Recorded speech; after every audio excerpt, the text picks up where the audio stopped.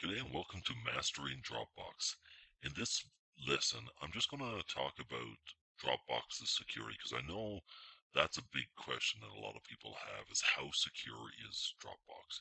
Well, to answer that question, it's a little difficult to be honest with you because it doesn't matter how much security Dropbox has in place. The biggest security risk is always people.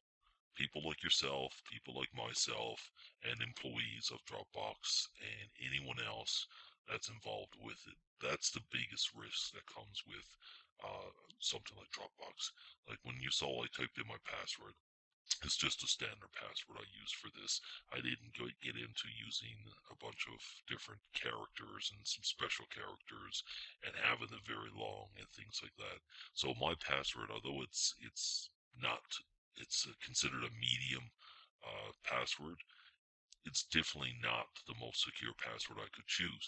So if my Dropbox is going to get hacked, chances are it's not going to be hacked through Dropbox's encryption, but instead it's going to be hacked through my lack of choosing a secure password. So I'm going to just go through a couple of the points that you see on the screen here and talk about them. But the biggest thing is you're the biggest security risk for your data. So just make sure that you take the precautions to have make sure your email is secured, make sure your computer is secured, and making sure that you're using a very secure password. So with that being said, a few things about Dropbox's security. So the first thing is Dropbox falls are sorry, let me rephrase that.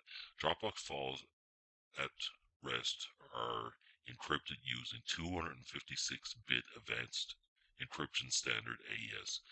At rest, I'm going to assume means that when they're sitting inside of Dropbox's servers, well, in other words, on their website. So Dropbox uses 256-bit AES security. Most banks use 256-bit security. So basically, it's just as secure as your bank. It's using the same security. Dropbox also uses Secure Socket Layer, otherwise known as SSL, and Transport Layer Security TSL to protect data in transit.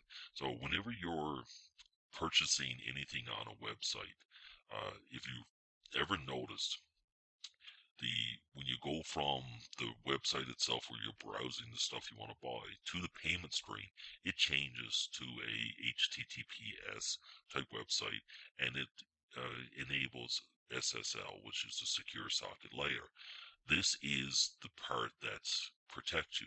So any website that's is serious about protecting its customers will use SSL to protect it. So when you're going through the website, it's just standard security. When you're going in and actually going to be entering your credit card information, it switches over to use SSL certificate to protect you. So Dropbox is no different. When the files are sitting on the server, it's 250-bit security. When files is transferred between your computer and theirs is using SSL to protect the data in transit, the same as websites use to protect your credit card in transit. So it's very secure. The Dropbox applications and infrastructure are regularly tested for security vulnerabilities. So it's making sure that there's no back ends that hackers can get into in the Dropbox software and things like that.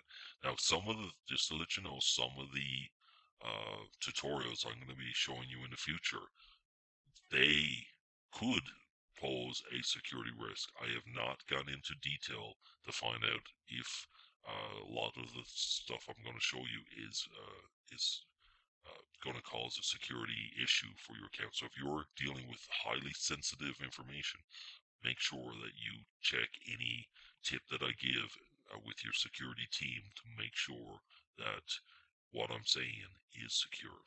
That's just a small disclaimer because I'm going to give you lots of information. I'm going to link lots of different stuff together. Not all of it may be 100% secure, so just a heads up on that. Two-step verification. That is something that Dropbox added. I believe it was 2, 3 years ago. I can't.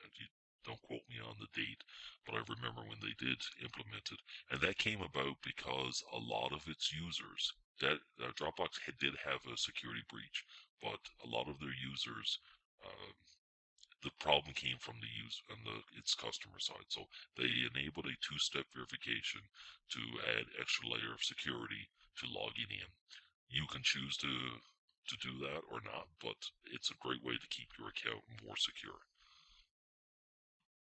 And the public files are only viewable by people who have a link. All that means is that you share a file to someone publicly, the file is available to the public, anyone who has that link, but they have to have that link. Your public files are not going into a database or a directory or anything, or going into Google searches. You're sharing them, but you're only sharing them with people that you give the link to. Now, they obviously could share the link and give it to other people. They could post it online. So if you're sharing files, make sure that you share it with someone you trust. Don't share sensitive files publicly or to someone with a link and then uh, be upset because they shared it with someone else. You understand that that's a risk that you take. So that's it. That's Dropbox's security in a nutshell. If you have any questions, certainly let me know. I'll research any questions that that I don't have the answer for, and I look forward to hearing from you.